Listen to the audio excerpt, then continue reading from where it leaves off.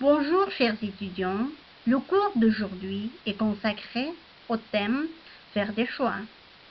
Nous apprenons avec vous les règles de la politesse.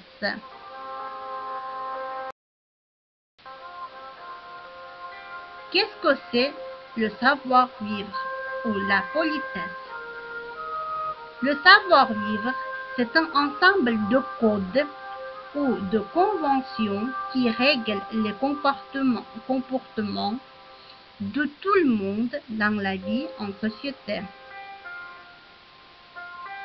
Les synonymes sont la politesse, les bonnes manières, l'étiquette. Pourquoi le savoir-vivre est-il important? Les codes de comportement facilitent les relations entre individus et contribuent à créer une harmonie sociale. Ils définissent ce qui est attendu, permis ou interdit dans certaines situations et dictent les obligations de chacun envers la hiérarchie sociale.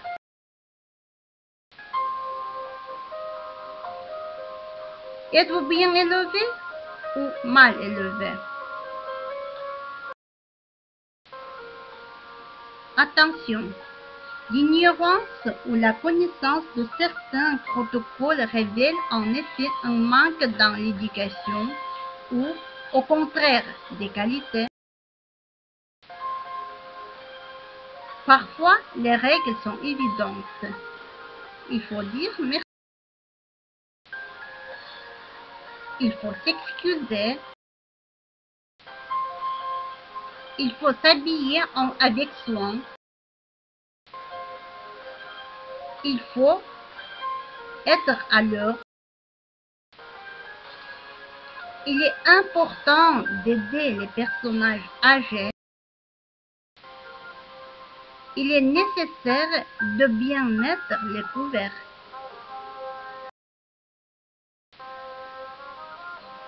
Il est bon de faire preuve de propreté pour vivre dans un environnement agréable. Il faut toujours s'éviter la violence. La violence, c'est démolir, tirer, se battre, arracher, casser, griffer, cracher, pincer, mordre. Il est nécessaire de respecter les autres. Le respect comprend les qualités comme tolérance, propreté, honnêteté, civisme, respect des règles, politesse, respect de soi et ponctualité. En classe, par exemple, il y a les 4 règles d'or. Première, en toutes circonstances, il faut respecter tout le monde. Deuxième, il faut travailler et participer de son mieux. Troisième, il faut prendre soin de son environnement et de son matériel. Quatrième, il faut tenir correctement à l'intérieur comme à l'extérieur de la classe. Il faut apprendre les bonnes manières. Les règles diffèrent d'un pays à l'autre et d'une situation à l'autre. Les règles peuvent changer, évoluer. Les règles de politesse en France. Première, quand on se trouve dans un pays étranger, il faut faire attention de ne pas commettre de faux pas. En général, les Français attachent plus d'importance aux convenances que les Américains. Les Américains sont plus décontractés que les Français.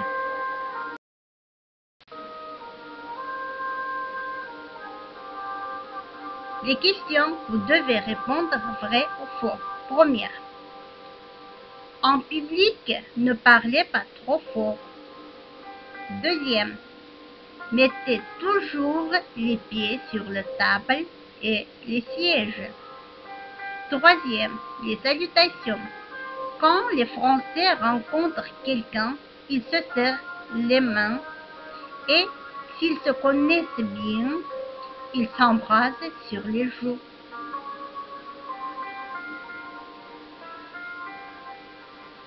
Si vous avez répondu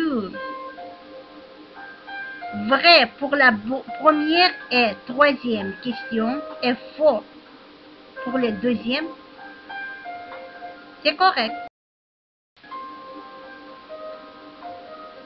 Encore trois questions. Quand on dit bonjour, au revoir ou merci, il faut ajouter le nom ou le titre. Bonjour monsieur, bonjour madame, bonjour mademoiselle. En France, on appelle tout le monde par son prénom. L'emploi du tout ou du vous, c'est-à-dire le tutoiement ou le vouvoiement, n'a pas d'importance en France. On peut employer l'un ou l'autre, sans conséquence. Si vous avez répondu vrai pour la première question, c'est correct. Et les deux questions sont faux. Dans un magasin, dites toujours bonjour à la personne qui vous sert. Quand vous sortez du magasin, dites au revoir. Les gestes pour dire OK aux États-Unis est le même qu'en France. Si vous achetez des fleurs pour votre hôtesse, n'apportez pas de chrysanthème. Bravo! Vous avez raison. La première question, c'est vrai. Les deux. Deuxième question, aussi vrai. Et troisième, aussi vrai. Les questions suivantes. Ne mettez pas les mains ou les poignets sur la table quand vous mangez. Dans la rue, dans les transports en commun, etc., dévisager une personne est considéré comme très impoli. Troisième, si vous êtes invité par une soirée, un dîner, un cortège chez quelqu'un, il est nécessaire de ne pas être à l'heure. Si vous avez répondu pour les deux questions, oui, vrai, et le troisième, faux, vous avez raison. Merci beaucoup.